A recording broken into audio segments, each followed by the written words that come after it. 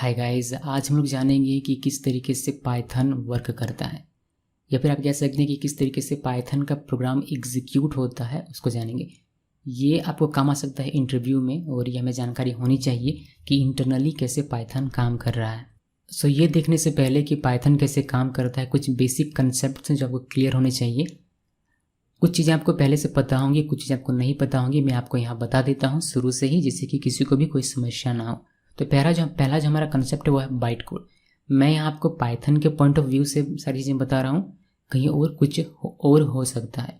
सो byte code, Python के point of view से byte code क्या होता है। तो बाइट कोड क्या है? Byte code represents the fixed set of instructions created by Python developers representing all type of operations like arithmetic operations, comparison operations, memory related operations. So bytecode क्या है? bytecode एक तो कोड है जो represent करता है फिक्स्ड सेट ऑफ इंस्ट्रक्शन, जिसको create किया है किसने? पाइथन डेवलपर्स ने। और वह ये जो बाइटकोड है क्या रिप्रेजेंट करता है? ये रिप्रेजेंट करता है बहुत सारे ऑपरेशंस जो आप कोड लिखते हैं। जैसे कि एडिशन का आपने कोड लिखा तो वह एक अर्थमेटिक ऑपरेशन हो गया, तो उस ऑपरेशन को ये रिप्रेजेंट करता है, जो कि एक्चुअली में क्या है? बाइट कोड है। The size of each byte code instruction is 1 byte, इसीलिए इसको बाइट कोड कहा जाता है।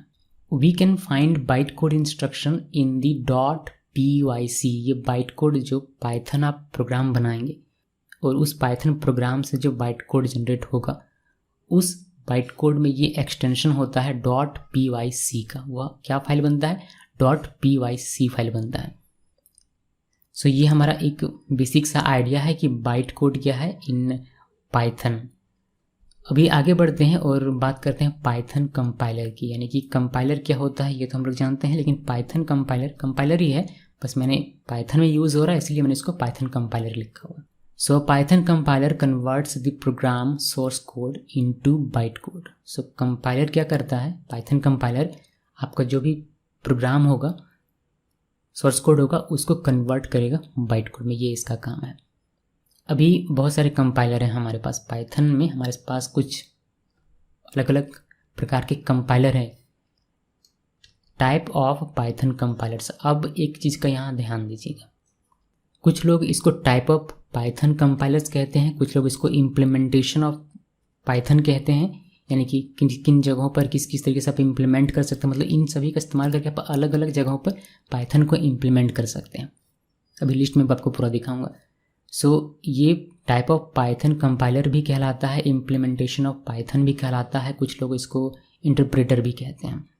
सो इन सभी बातों को ध्यान में रखते हुए पूरा लिस्ट हम लोग देख लेते हैं। पहला हमारा है सी पाइथन। ये स्टैंडर्ड पाइथन कंपाइलर है जो कि सी लैंग्वेज में बना है। जब आप ऑफिशियल वेबसाइट से पाइथन को डाउनलोड करेंगे तो वह एक्चुअली में आप सी पाइथन ही वहाँ यूज़ कर रहे होते हैं। देन नेक्स्ट है हमारा जे पाइथन, या फिर जेथन इसको बोलते हैं, पता नहीं क्या क्या नाम रखा हुआ है। तो ये दोनों ही सेम है, आप जे पाइथन बोलिए या फिर जेथन बोलिए। इसका यूज़ किया जाता है जब आपको जावा प्लेटफॉर्म पर रन करना हो, तब इसका इस्तेमाल किया जाता है। यानी कि जब आप पाइथन को इम्प्लीमेंट करना चाहते हैं जावा प्लेटफॉर्म पर, तब आप इसका इस्तेमाल करेंगे। इसी तरीके से आपका पी वाई करके है। देन आपका रूबी पाइथन है रूबी प्लेटफॉर्म के लिए। देन आपका आयरन पाइथन है .NET फ्रेमवर्क्स के लिए। स्टैकलेस पाइथन है। देन आपका ये पाइथन XY इसको पढ़ते हैं, पाइथन XY। देन आपका एनाकोंडा पाइथन है। सो ये कुछ कंपाइलर्स हैं पाइथन की, या फिर इम्प्लीमेंटेशन ऑफ पाइथन आप कह सकते हैं। यानी कि आपको जावा में अगर पाइथन को जावा में आपको जावा प्लेटफॉर्म पर अगर इम्प्लीमेंट करना है तो आप जे पाइथन का यूज़ करेंगे।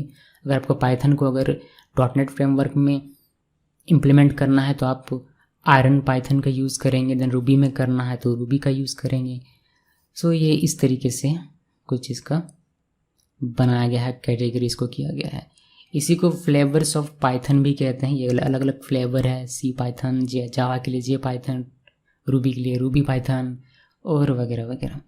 सो बस इस पूरे में से आपको सिर्फ इतना याद रखना है कि हम लोग जो डाउनलोड करेंगे ऑफिशियल साइट से, तो स्टैंडर्ड जो हमारा कंपाइलर है वो कौन सा है?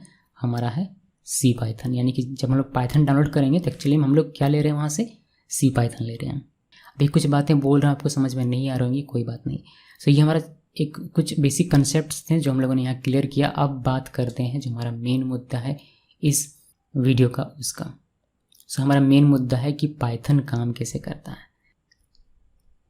सबसे पहले तो आप अपना पाइथन का कोड लिखते हैं, मानी कि सोर्स कोड लिखा, आपने अपना प्रोग्राम बनाया पाइथन का। तो हमने अपना सोर्स कोड लिख दिया, अपना प्रोग्राम हमने लिख दिया, इसको हमने सेव कर दिया geekysource.py। py पाइथन का एक्सटेंशन है।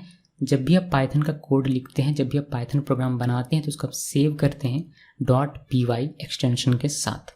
सो कोड लिखा हमने, राइट सोर्स कोड। इसके बाद इस सोर्स कोड को कंपाइल किया जाएगा। तो compile the program using Python compiler. अब पाइथन कंपाइलर का यूज़ करके जो भी कोड आपने लिखा हुआ इसको कंपाइल किया जाएगा, जिससे जनरेट होगा आपका बाइट कोड। कंपाइलर क्या करेगा, कंपाइलर पाइथन प्रोग्राम को कन्वर्ट कर देगा बाइट कोड में। अब बाइट कोड सीपीयू को समझ में नहीं आता, यानी कि जो आपका कंप्यूटर है उसको बाइट कोड समझ में नहीं आता है। कंप्यूटर और machine can not understand byte code, so we convert it into machine code using PVM. PVM, यहाँ पीवीएम का मतलब होता है Python virtual machine. So PVM का यूज़ करके हम लोग ये जो हमारा बाइट कोड है इसको हम लोग मशीन कोड में या फिर बाइनरी कोड में कन्वर्ट करते हैं पीवीएम का यूज़ करके। तो पीवीएम यूज़ करता है एक इंटरप्रेटर, और वह इंटरप्रेटर बाइट कोड को कन्वर्ट करता है मशीन कोड में। Then finally machine code instruction execute होता है प्रोसेसर के द्वारा और हमें रिजल्ट दिखाई देता है अपने कंप्यूटर में। सो मैं आपको शॉर्ट में फिर से बता देता हूँ पूरा। पहले सोर्स कोड आप लिखते हैं, सोर्स कोड को आप सेव करते हैं, कंपाइलर पाइथन कंपाइलर उस सोर्स कोड को कन्वर्ट करता है बाइट कोड में। बाइट कोड मशीन की समझ में नहीं आता, यानी कंप्यूटर की समझ में नहीं आता है, इसीलिए पीवीएम इंटरप्रेटर का यूज़ करके बाइट कोड को कन्वर्ट करता है मशीन कोड में, मशीन कोड में कन्वर्ट करता है इसीलिए बिकॉज मशीन को मशीन कोड समझ में आता है। देन ये मशीन कोड एग्जीक्यूट होता है और कंप्यूटर पर आपको उसका आउटपुट देखने को मिलता है। तो कुछ चीज़ें यहाँ से आपको ले लेनी है, जैसे कि सोर्स कोड जब भी आप सेव करेंगे तो आप .py के साथ सेव करेंगे एक्सटेंशन के साथ। जब वो बाइट कोड बनेगा तो उसका एक्सटेंशन होता है .pyc। सो उम्मीद है कि आपको ये कैसे काम करता है एक बेसिक सा आइडिया मिल गया होगा, और इंटरव्यू में अगर आपको पूछा जाए तो आप उसका आसानी से जवाब दे पाएंगे। Thanks for watching.